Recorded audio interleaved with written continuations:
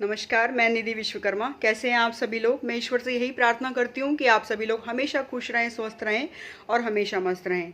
और मैं इसी उम्मीद के साथ फिर से आपके बीच उपस्थित हूँ कि सभी लोग सुरक्षित होंगे और सभी लोग अपने धैर्य से, इच्छा शक्ति से इस समय के आगे निकल जाएंगे। आज का जो मेरा विषय है वो आज के संदर्भ में है। जैसा कि सभी जानते हैं कि आज हम विषम परिस्थितियों में फंसे हुए हैं। सब तरफ इतनी परेशानियों के बीच आज इंसान जूझ रहा है अपनी पूरी असीम ताकत के साथ।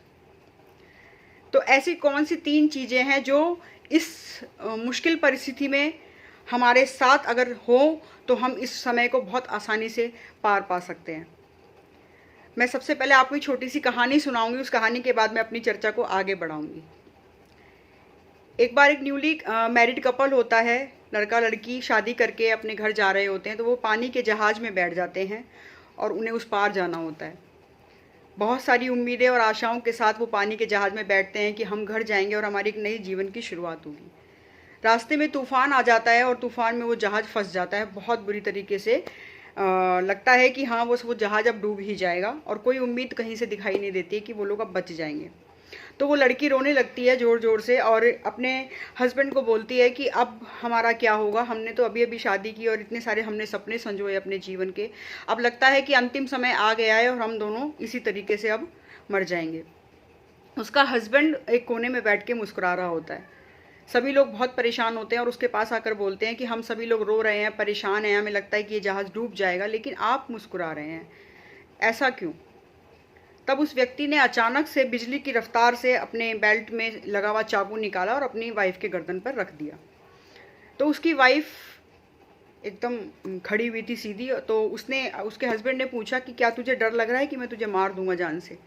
उसकी वाइफ थोड़ी सी मुस्कुराई और बोली कि नहीं, मैं क्यों डरूंगी कि आप मुझे मारोगे। आप मेरे हस्बैंड हो, आप मुझे इतना प्रेम करते हो, आप मुझे क्यों मारोगे?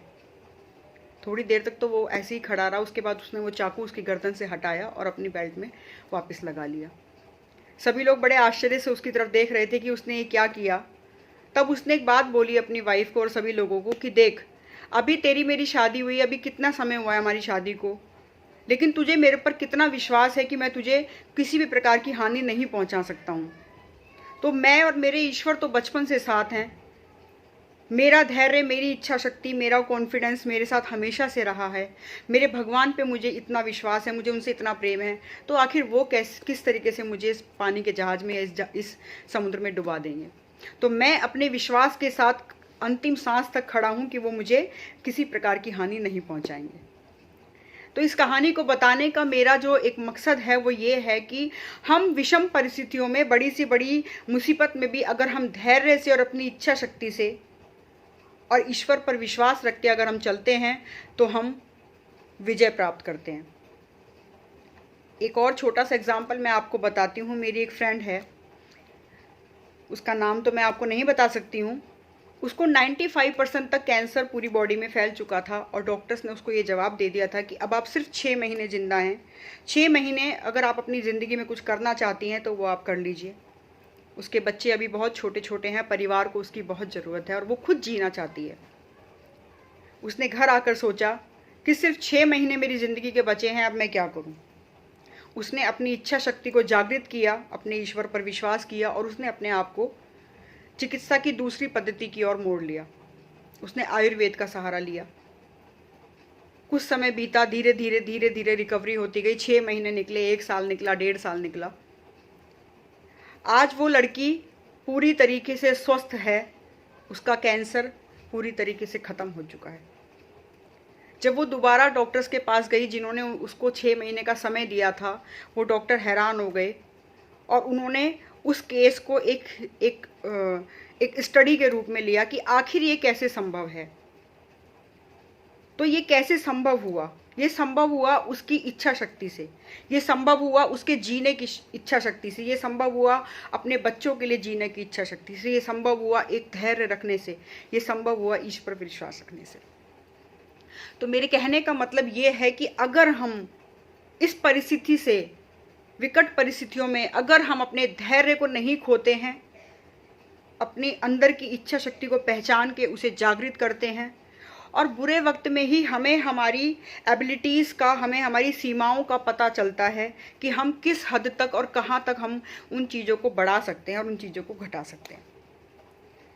तो समय वही है, परिस्थितियाँ वही हैं, लेकिन एक व्यक्ति उन परिस्थितियों में हार मानकर बैठ जाता है और एक व्यक्ति उन्हीं परिस्थितियों में लड़कर अपने अपने अपने जुनून से, अपनी इच्छा शक्ति से और ईश्वर पर विश्वास रखकर उस परिस्थिति से बहुत आसानी से पार निकल जाता है।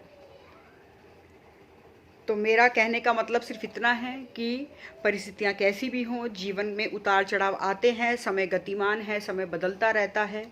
तो बुरे वक्त में अपने आप को मत खोने दीजिए, अपनी धैर्य को कम मत होने दीजिए, अपने आप को और मजबूत बनाइए, अपने विश्वास को और ज़्यादा बढ़ा लीजिए और अपनी सीमाओं को पहचान कर उनको और बढ़ा लीजिए। आप यकीन मानिए कि आप बड़ी से बड़ी मुश्किलों को आसानी से जीत जाएंगे।